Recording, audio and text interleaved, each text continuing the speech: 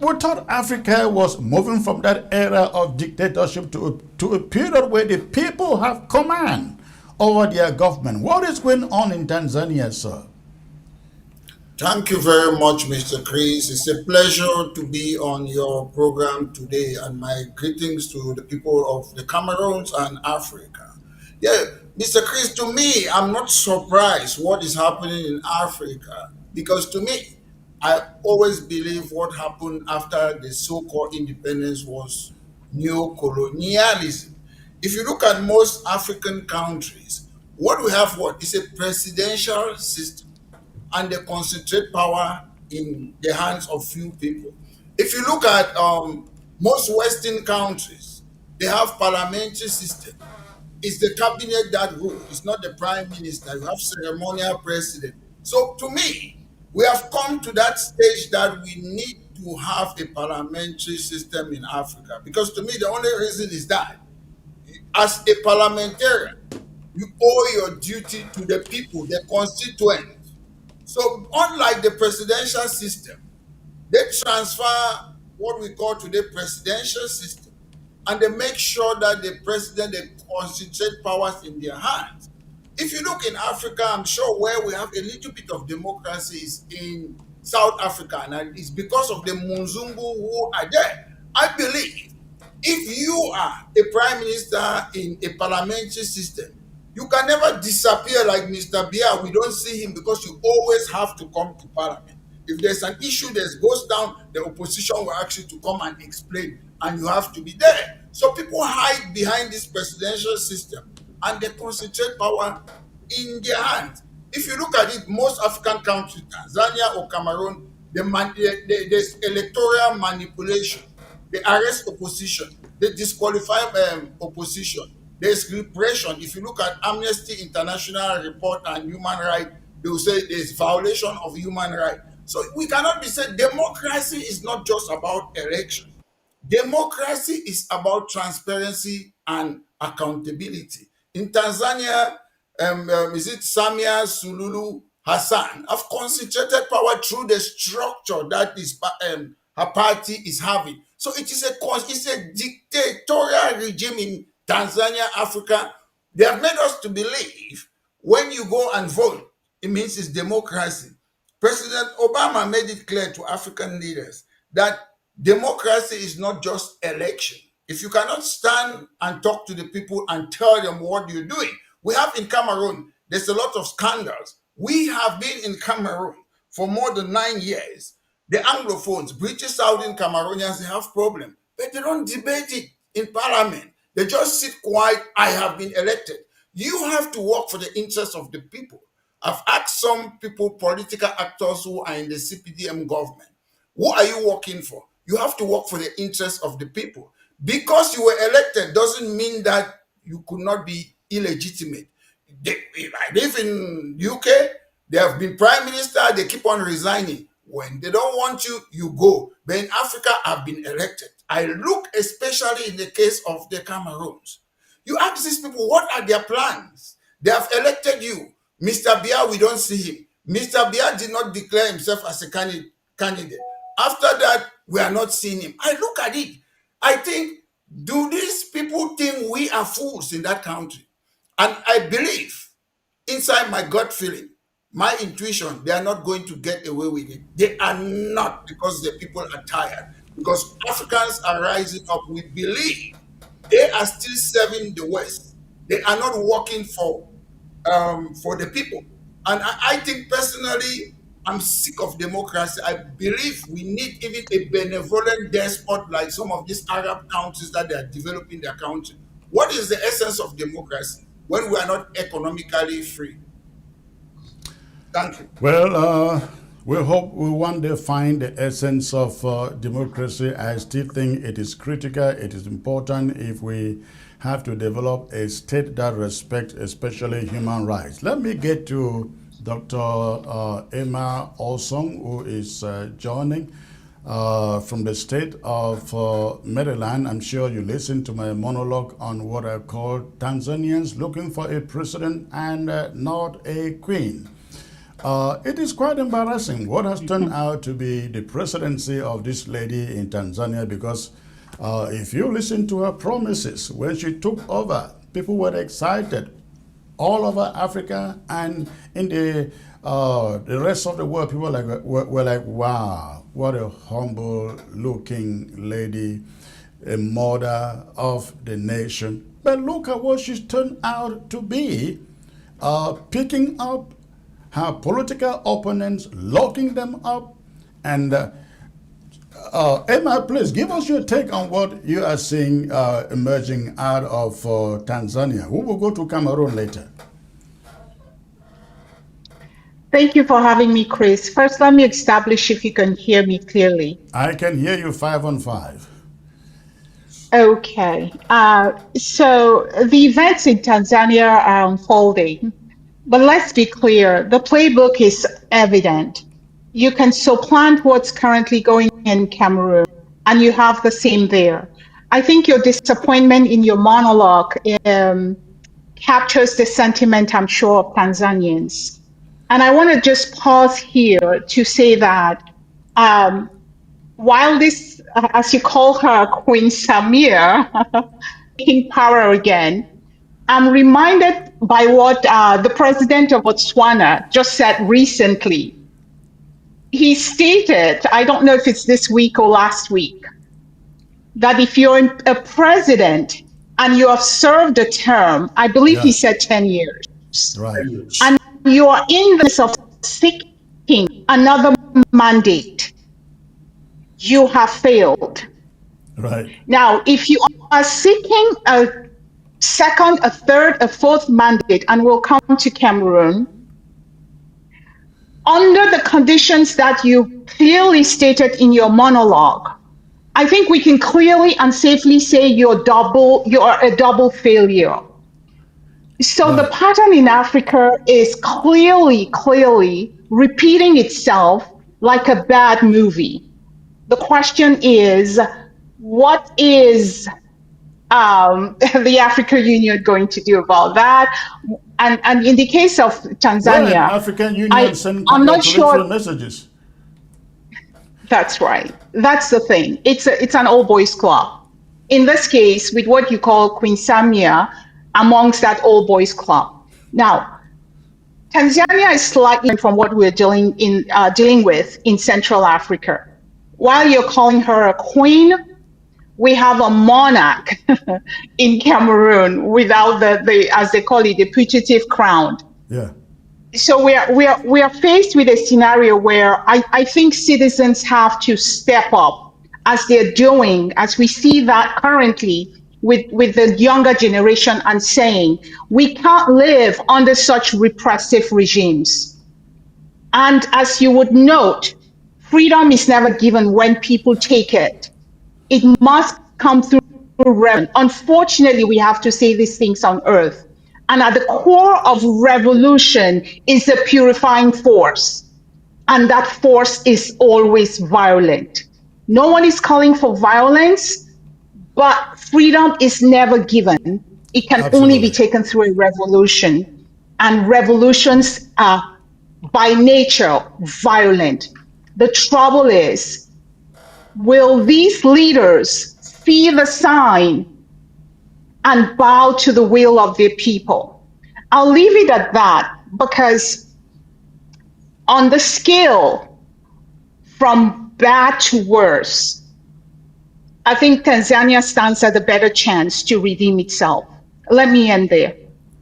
Well, thank you. Let's get to Summer Thomas. Give us your thoughts on this before I take both of you guys, all of you guys, to Cameroon. Summer, please. Thank you, Comrade Chris. Let me say hi to Dr. Anson and also Awesome. And Awesome. Thank you.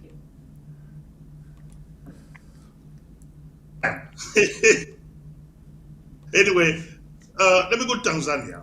I think the person that is supposed to be blamed for what is going on in Tanzania today is late Julius Nyerere.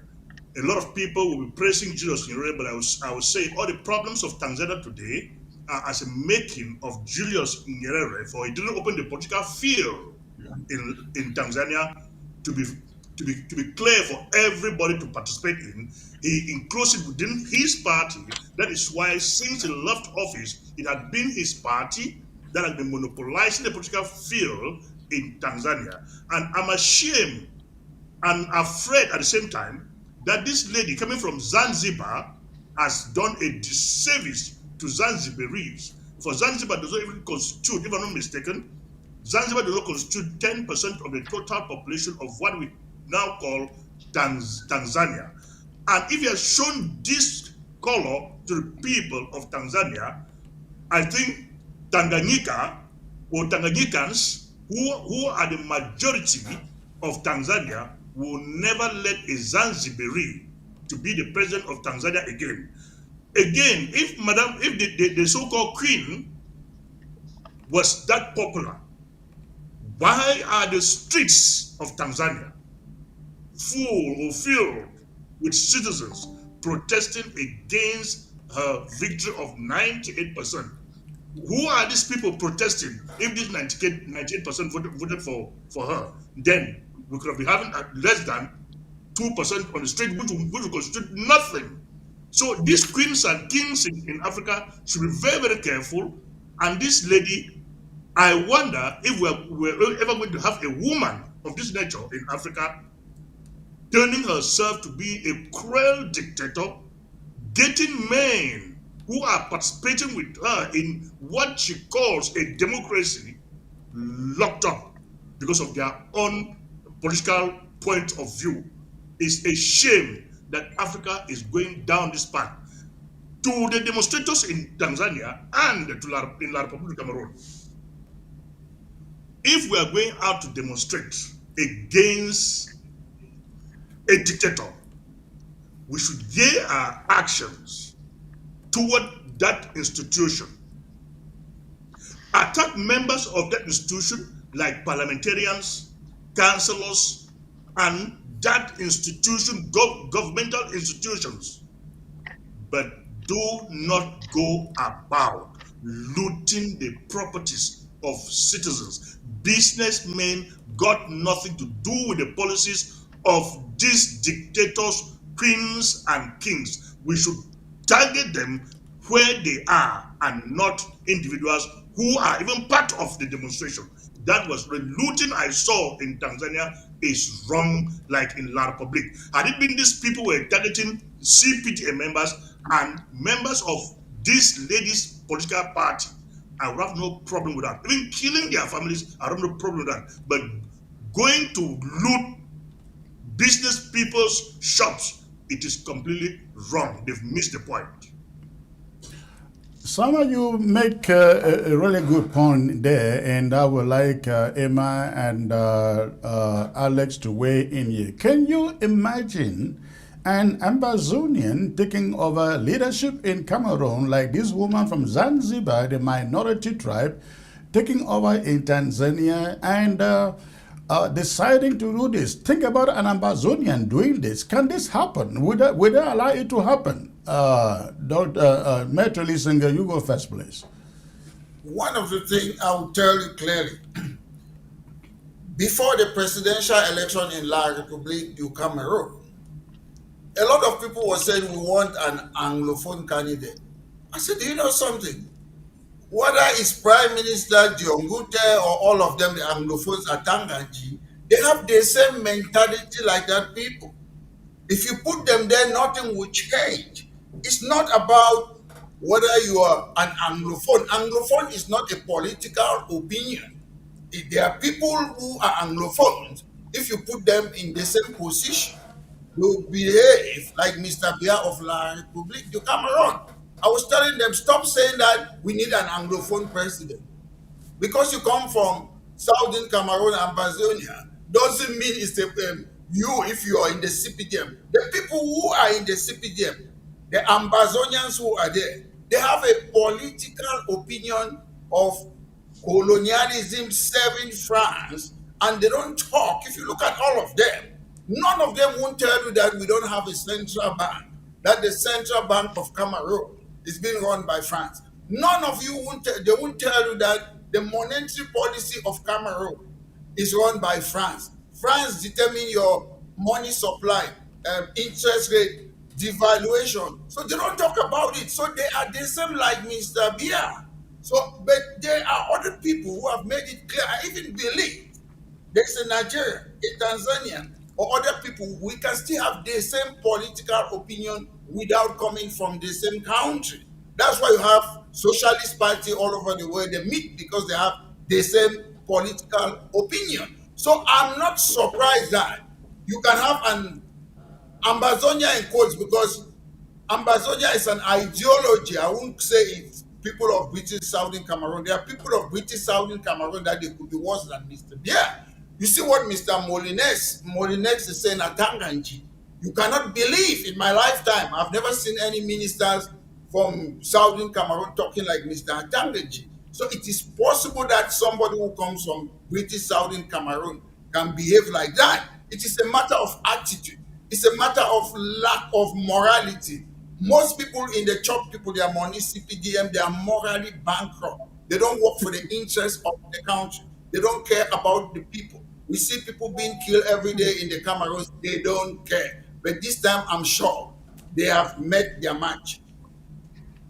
Well, let's hope they got their match. Dr. Emma, go on, please. Oh, I don't. I want to make sure I'm still being Yes, you are heard. on. We can hear you. Thank you. For some reason, I'm not at my usual place, so my technical equipment here is a little No, you are faulty. just fine. Go on. Uh, okay, so here's my take to that question, and I call it a provocative question. So let's be clear once and for good for the audience here, with all humility. The issues in Cameroon are neither linguistic nor are they cultural anxiety. And the issues in La République du Cameroun are not necessarily problems, although they are at this current moment, problems of alternance from a French to an English head of state. Let's be clear what the problem is outside of the current context.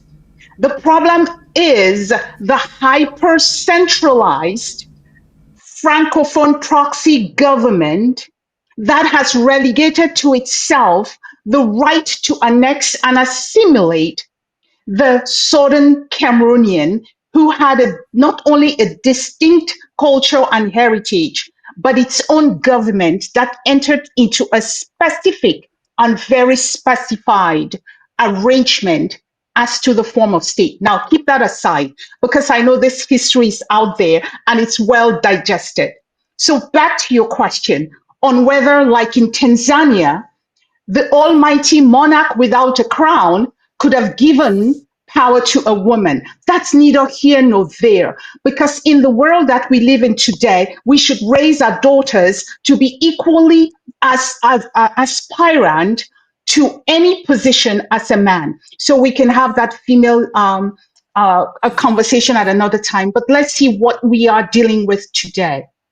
The La République of today is no different 60 years since its purported independence to even consider a woman or even another young person like our children. We say this because we can easily sidestep this conversation. It's a perpetual emergency. It has been a state ruled by decrees, a state sur le haute instruction, as they say, that's the French. It has been a country that has been ruled by proxy since its independence.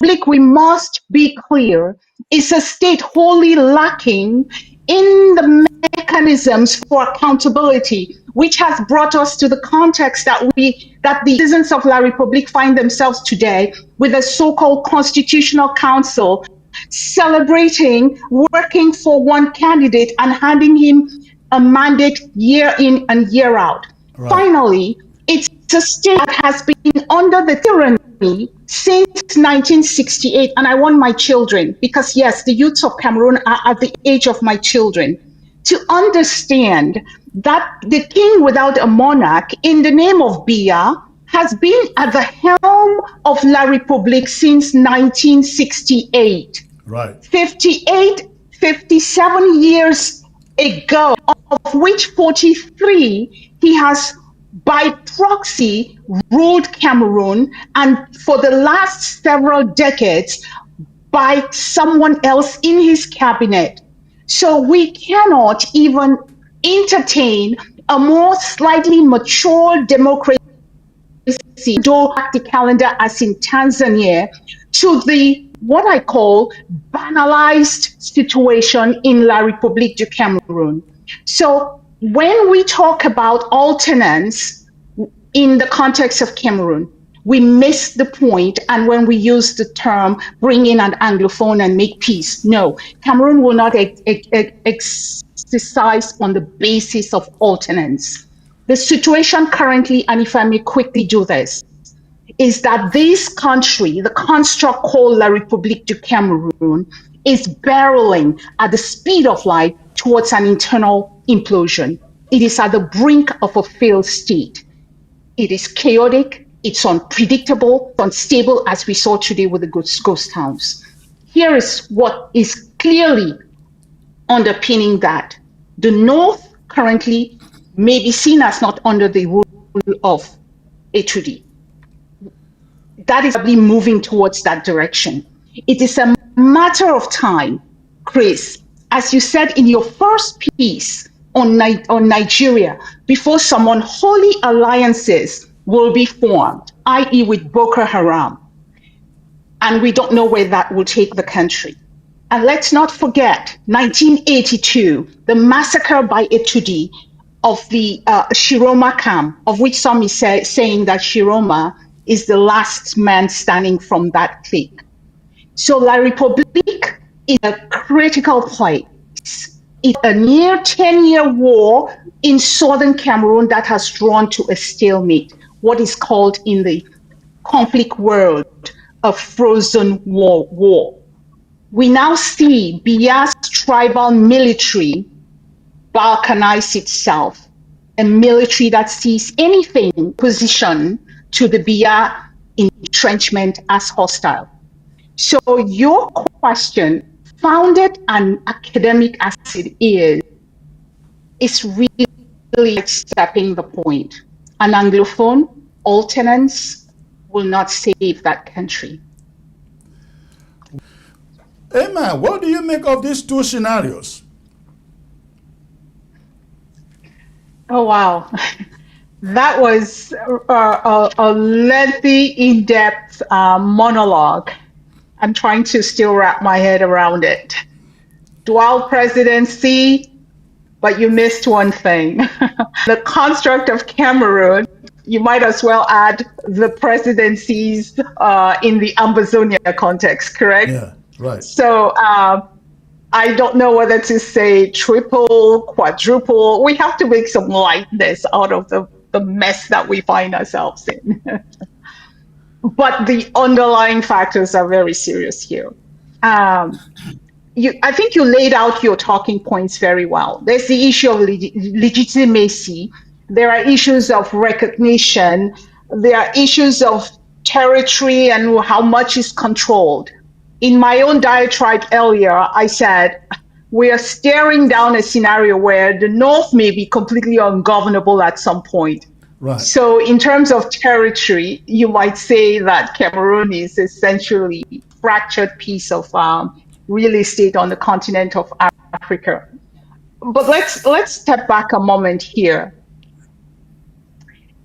La République citizens overwhelmingly voted for their own version of a gangster, in the words of Becky and Onchon. And that person is Issa. Now, I want to say this, and I may be wrong, that they did not vote Tchiroma because they loved him. As they call him, their own better version of a gangster. That vote from those young people who overwhelmingly went to the polls was in Tchiroma was like a symbol, emblematic of their hopes for an end of an era. He is the symbol to end a system that has been punitive, that has been deadly, that A has system been of which he decadent was for part. years. Thank you. That's why, as I say, I side with Becky Enochong, who says he's a form of gangster. So people went into this knowing what they're getting. But coming back to your question, I think we are where we are right now. There's no painting this picture differently. You have the Bulu Betty fan having the masterminds behind President Biya holding on to what is essentially the South.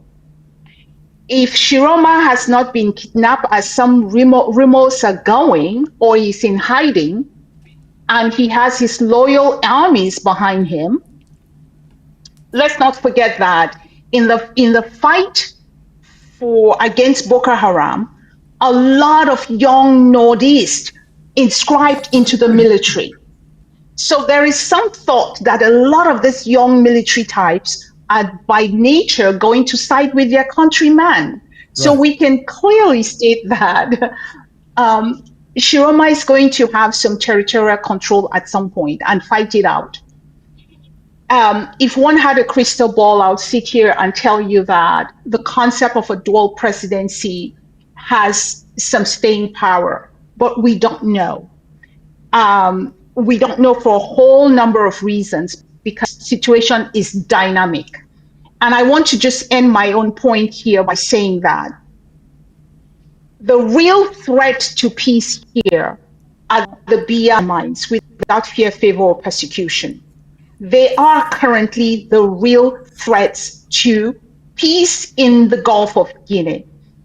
And as a personal plea to our brothers who by far are from this place that is traditionally referred to as the Anglophones. Here I'm referring to the likes of the Philomene Young, the Archery Kilos, the Bios, the John Gutes, and the one that my brother from Britain referred to as the Molinex.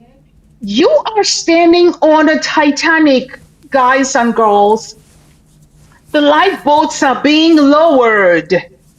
Are you going to step into it? Or are you going to allow our children to have a chance and not devolve into another 30 years of war as we've seen in this DRC and parts of Congo? Please have a heart. I'll stop there. Uh, Comrade Sama Thomas, I'd like you to weigh in here and look at the scenario where Paul Biya is sworn in, Issa Tchiroma is sworn in. Biya has the money, the military, the banks, of course. Tchiroma has the people, a very loyal set of people. Now you also have the place of the international community. Where do you see them navigating to? As of now, we know that not even the French have sent congratulatory messages to Paul Biya. It is assumed that if Tchiroma were to do so, they will always slowly but surely be endorsing him out there. What is your take on this? I will gamble with Tchiroma if Tchiroma would will do his oath taking first. Tchiroma must not make that mistake of allowing Biya to be installed or do that oath taking before Tchiroma. He must do it before Biya and test the waters to see where the diplomatic world is going to throw its weight. Even if he does that and the diplomatic world fails to throw his weight or its weight behind Tchiroma, we will now see where the people of La Republic will lean to. We will now see where Tchiroma's declarations will carry him to. That is what is going to be a game changer in La Republic at the moment. If Tchiroma declares himself, I am the president, and take that oath of office, what is going to happen in La Republic is that Douala, Bafoussam, and the Grand North will swing to the streets of La Republic in jubilation. The Fang Republic that Biya and his gang were preparing since 1992 might just be given to them as such to take the Fang Republic and go with, while Tchiroma and the dwellers and the Bamilikis from, I don't know if they will call it the country Osman Danfodio now, or they will call it whatever name they give it. That is going to be their problem. But let me also pass this message to Tchiroma about the Southern Cameroon, because all of them are being the potential liars that they are, have been gambling with the question of the Southern Cameroons. I followed an interview. I don't know if it's an interview or a speech from Tchiroma this evening before joining the program. That Tchiroma was saying that the people of the Southern Cameroons voted to join La Republic Cameroon. Lying. Was making that speech in French, but I could follow it a bit. Let me invite the citizens of La Republic Cameroon. They should go to the internet, Google the two alternatives and read for yourself. Don't get these liars who are lying every day, lie to you about the people of Southern Cameroons. The Southern Cameroons has never been part of La Republic Cameroon. It has never been part of Nigeria, that they were asking us to go and join Nigeria or join La Republic Cameroon. We were going to partner with La Republic Cameroon and not join La Republic du Cameroon. That is what the two alternatives spelled out. So, what am I saying here? Tchiroma should fight for his people. Either they get rid of Biya or they create the state of Osman Danfodio. If the people of La Republic or the people of Osman Danfodio with that of Omyobe will stand up to say we voted for Tchiroma and we are going to defend that vote, whether supported by the diplomatic world or the international community or not. That is our president. We are going to stand by him, defend him. That is when that new nation of Osman Danfodio will be created, and the Fangbulu Beti nation that they've been struggling to create in La Republic Cameroon, they will now go their way, and the Southern Cameroons will go its way. Let us part our ways now, peacefully, without any squabble. Maitre Lissinger, your thoughts there, please. Well, to me, I must start by saying that the Cameroons is already, we have already the characteristics of a failed state, loss of territorial control, a breakdown in law and order, high crime rates, civil violence, internal conflict, inability to provide basic security, government that's ineffective. We already have that in Cameroon. Those are the characteristics of a failed state. What I'm saying, dual president, I remember my good friend, former Prime Minister Riley Odinga, some years ago, I met him in London. Take note, he declared himself in January 2018 as the people's president. It was mainly symbolic. He was protesting against the election without taking into consideration that I'm supporting La Republique. They will look at it like that. You don't have any legal authority to do that. It will be usurpation of power, potential criminal charges for Mr. Tchiroma, and how do you enforce mechanism when the institution are not with you? But at the end of the day, when we talk, to be honest, I look at Mr. Biya like a window dressing president because he's a French voodoo, he's a French puppet. France knows what they are doing. Mr. Biya once told us when Yaoundé is breathing, Cameroon is okay. So we can do whatever we want to do. We have seen what have been happening in British Southern Cameroon for almost 9 years now. They don't care. So anything can be going on to the north too. They don't care. And when you talk, the people who are running Cameroon, it's not Mr. Biya, it's transnational corporation, all these businesses. If you go around, you Google British companies that are there, Savannah Energy, Coast Code, all of them, French companies, they are happy with Mr. Biya, all these um, foreign countries, especially the West, they are happy with Mr. Biya. Let me tell you the truth. Normally, look at Biden. Biden was how old? They complain about his age. Mr. Biya, 92. None of them, they are not talking. I'm not even talking about government or president or minister. Just these single powerful people. None of them, they are not talking.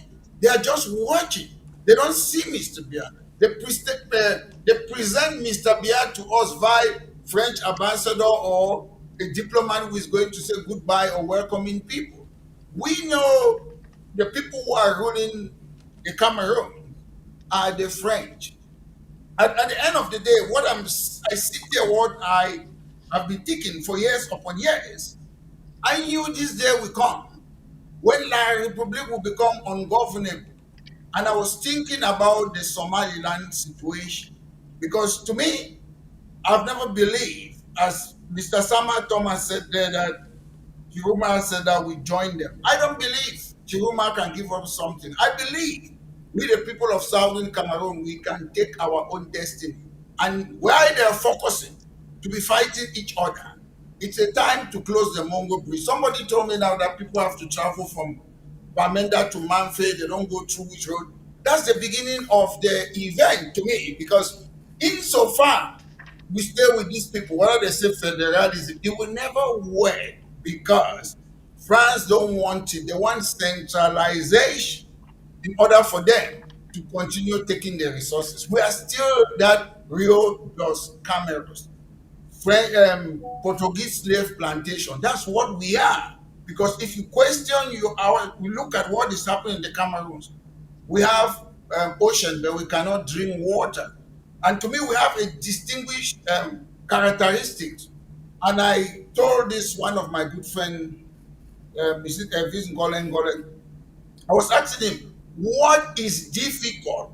You have your institution, ENAM from France, ENS from France, Gendarmerie from France, France CFA from France, all those things. Why must you be imposing it on us? Scotland and England came together 300 years ago in 1707. They had different parliaments. They said, let's come together and have the same political entity. They came together. After more than 300 years, some Scottish people say, no, we are not happy. What happened? They gave them their parliament back. So some people are still there and they're fighting. One day Scotland will go. So I don't know why people want to keep British Southern Cameroon when they don't like it. Because to me, they don't like us. In Cameroon, there's a glass ceiling. They have to appoint the Anglophones. They were proud to say they are giving us an Anglophone, a minister of territorial administration, as if it's the minister for Anglophones. So, to be honest to me, I see no way that will remain with La Republique. And I believe it will happen, maybe through what happened between Somaliland and Somalia. I'm not waiting for Tchiroma to come and give us Southern Cameroon. I believe when their problems start, we can just put a barrier. We should be molding blocks to put barriers through that place. That's what I say. Thank you. I listened to an audio message, I think it was this morning, made by Mike Fusi, and he made a point that I thought was very relevant.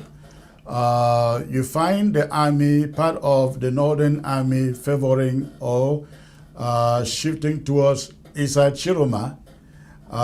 Then you look at down our own army, the police, the gendarmes, the military, I mean Ambazonians of origin, by origin. You don't see them thinking the same strategically as the military from the north. Shouldn't Ambazonian soldiers, the police, the army, the gendarme in the Republic du Cameroon begin at this moment to think strategically what they can do for their own country? Oh, Dr. Emma, you come in there. Uh, Interesting. So many things come to my mind. And the very first thing I can think of is you're right in that one thing that we have seen in the North is the restraint by the military, La République's military, to turn open fire on peaceful protesters. And even to the extent on protesters that are destroying properties of people, just local civilians. That tells you something. And the only thing, without delving too much into the psychology of a hyper diverse country, is that there is more solidarity in the homogeneous North, if you can think of it as a homogeneous North. If you come down to our area, we are a little more diverse in that sense. And we have succumbed under 60 years of oppression to a 2D, such that our young sons and daughters in the military could find themselves deployed and they're turning their guns on their own brothers and sisters. That's lamentable. They took an oath, but that oath is not to kill innocent civilians. So it's a dynamic situation in Cameroon, as I say, chaotic, unpredictable, unstable. What the military will do at this point is unknown, but the signs are clear that there is division. And we are hoping, as my brother has said earlier on there, that on the side of Southern Cameroons, there should be some real strategic thinking going on and plans in place. The question is whether that's happening. Now, that part of the country can take a stand, watch, and see. But that's not the case, because war generally does not confine itself to a particular area. So there's some work to be done by those who consider themselves the Ambazonia leaders. Now, let me make one final point. Tchiroma said that I am one of you. I am just like you. I'm paraphrasing. I was jailed like some of you. He went on to apologize that he recognized the harm that his regime, when he was one of Biya's mastermind, did to Southern Ambazonians. Now, one could look at that political expediency.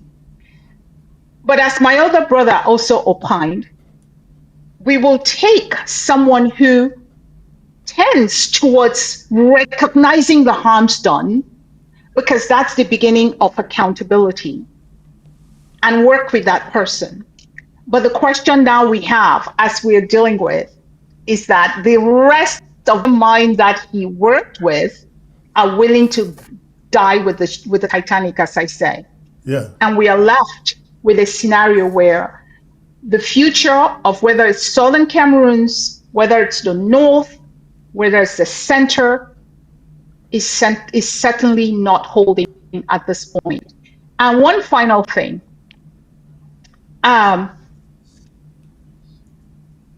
end of an era, the Biya era, must occur.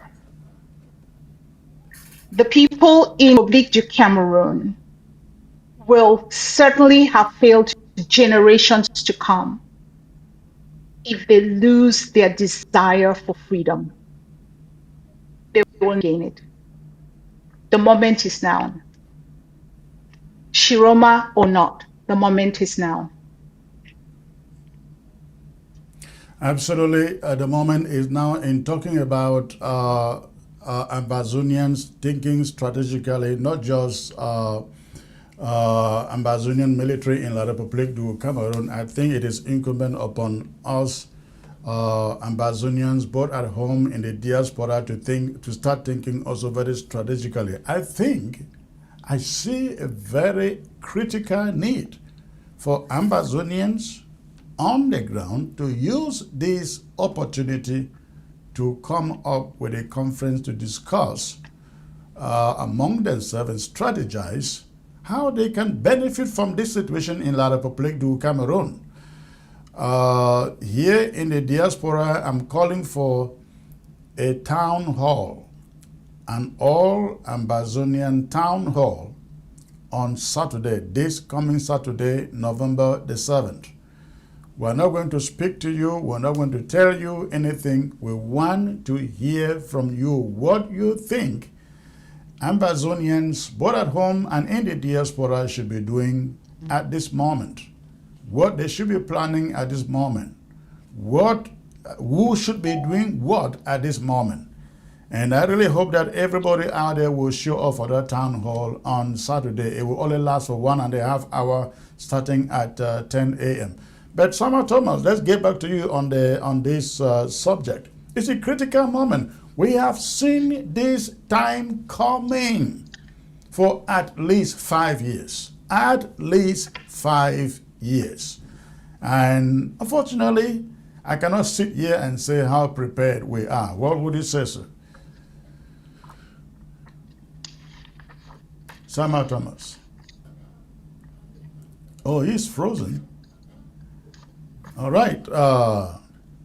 Metro Lissinger, let me pass it over to you.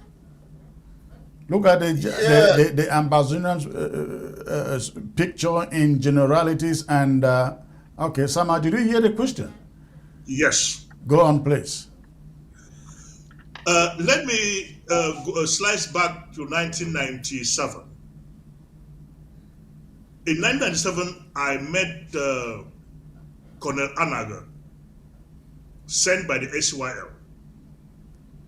We were pleading with Colonel Anaga that you were the guy who trained Babangida, Abacha, and a host of others.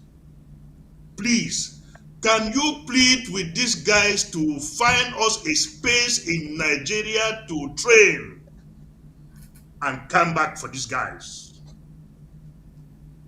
What did Colonel Anaga told me? He said, if he wants to remove Mr. Biya, he will need only 50 boys to remove Mr. Biya. I said, no, we are not fighting to remove Mr. Biya. We are talking here about the Southern Cameroons. We do not have any problem. Mr. Biya, let Mr. Biya be there. That is not our problem. We are talking here about the Southern Cameroons. Colonel Anaga refused.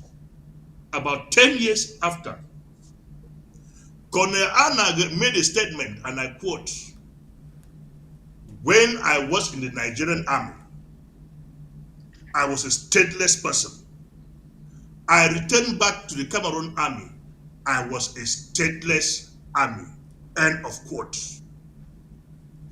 Anaga refused during that day, during that time, to ask his genius in the Nigerian army to help him because he thought he could still be rewarded by being given a post or maybe raised to the rank of a general in La République Cameroon. So to do that, he must betray his own. That is why all Southern Cameroonians in La République military, when they are sent to the Southern Cameroons, they are coming there to kill their own brothers and sisters just because they want to be promoted, not knowing that they will never be appreciated in that army or in that country like a full-fledged citizen of that country. Where are we? Where is Yewo Ivo? Yewo Ivo who protected Biya, and it seems he's still protecting Biya till today. But can Mr. Biya appoint Yewo Ivo the army chief of staff of La République? He is now not even the presidential guard commander of Mr. Biya. He has been demoted and another person appointed in his position. But is that not the same person who in 1997, his uncle, late Palamfu, died because of him? And the wife said, I will never want to reconcile my problem with Yewo Ivo, for he betrayed my husband, and my husband is the person who sent Yewo Ivo to school. He was betraying all Southern Cameroonians because he was betraying us for his position, not knowing that he's a stateless person and will remain a stateless person. This guy that was sent to the Southern Cameroons to command to command the British soldiers, I don't know, this guy from Manfe. What was the difference between this guy and the actions of John Garang when he was sent to South Sudan by the Sudanese government about 30 or 40 years backward?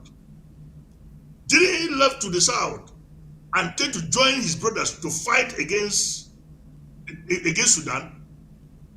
Why didn't this guy that was a Southern Cameroonian sent to kill his own brother? Why didn't he behave same or do same or did same like John Garang did? We are our problem. Look at the Philomena Yangs. He went to the United Nations as a Southern Cameroonian with his own people being killed. But he was proud to sit there and was talking about Gaza and Ukraine. And his people are dying. His brothers and sisters are dying every day in the hands of La Republique Cameroon. All along for the 1 year that Philomena Yang was was at the United Nations, he never mentioned anything about the situation that his own people are going through. What about Atangaji, who calls himself the Minister of Territorial Administration? What about John Gute, who calls himself Mr. Prime Minister, of which he's not, he cannot even appoint his own private secretary in his office? We are our own traitors, thinking that the colonizer will ever appreciate us as if we are part of their country. We are just subordinates, and they are using you like they used Inoni. When Inoni outlived his usefulness, was thrown into prison. Philomena Yang is fortunate. I don't know when he will be thrown to prison, and Atangaji, not leaving out John Gute, for all of them are prisoners when their day will come. When you serve them and you've outlived a usefulness, they will send you to prison. But they should be careful, because La Republique will never reward them as citizens, and they too will never return to Southern Cameroons as citizens. For definitely the Southern Cameroons must be free, and these guys that I'm calling their names, they will never return to join me in the Southern Cameroons, for that land will be too small to accommodate all of us. Bertrand Isenge, make your last observation here before we get to the phone calls, please. Yeah, my observation because in everything in life, people have different opinion. What we should be trying to do, we should understand that British Southern Cameroon is not Northwest and Southwest region, because we have regions in the United Kingdom. We have 12 regions. England have got 9 regions. Scotland have got 1 region. Wales, Northern Ireland have got 1 region, and Wales. So when I see people referring themselves in the Cameroons or Southern Cameroons that I'm a Southwestern, I say, how can you be an administrative unit? They use these things to divide us. I say, you can never be. Regions are administrative unit. In England, we have 12 regions, as I said. And we should know a region is for administrative purposes. No, you cannot be a region. You're either an English person, a Scottish person, an Irish person, or Welsh. So they created that British Southern Cameroon. We are British Southern Cameroon. We can have more region in what they call Northwest region. We can still have more region. The Southwest is a region. So when people see, they use these things to try to say, oh, this one is Northwest and Southwest. It's a region. You can never be region. You're either British Southern Cameroon or you're your ethnicity. That's who we are. It's very important. Thank you. All right. I don't know if Emma has anything to add there before we open the phone lines. I think a lot has been said, and there's too much on the table to discuss in the time that we have.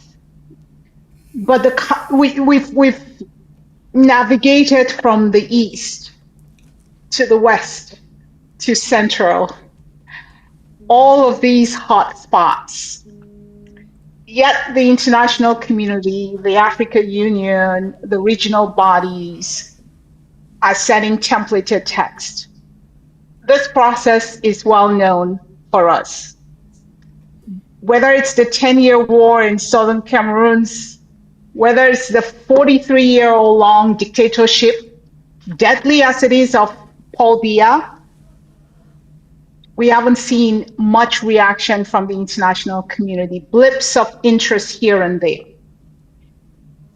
Now, suffice to say, before we let those who are on the ground and experiencing the difficulties that we're discussing here have an opportunity to opine, let's say that we hope and pray that our children in the era of proxy leaders and government who serve the interests of foreign entities that have held capture to our security, economic, and other infrastructures. In fact, they do the arrangement for us. And this is leading to what we are experiencing, be it in Tanzania now or in La République du Cameroon. So I am much more interested to give time for those on the ground to have an opportunity to have a conversation, either amongst themselves through your platform or with us here. And my heart and our prayers are out there with everybody who is experiencing the trauma under the current system.